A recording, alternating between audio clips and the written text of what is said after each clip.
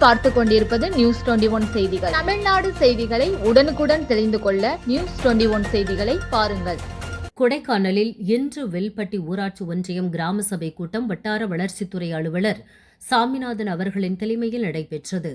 திண்டுக்கல் மாவட்டம் கொடைக்கானலில் வில்பட்டி ஊராட்சிக்கு உட்பட்ட வில்பட்டி பஞ்சாயத்து அலுவலக கட்டிடத்தில் கிராம சபை கூட்டம் நடைபெற்றது. இந்த கூட்டத்தில் வட்டார வளர்ச்சி அலுவலர் சாமிநாதன் அவர்களின் தலைமையில் நடைபெற்றது. செக்ரட்டரி ரங்கராஜன் அவர்களின் ஆலோசனைப்படியும் பொதுமக்களின் பல்வேறு குறைகள் முன்னெடுத்து வைக்கப்பட்டன.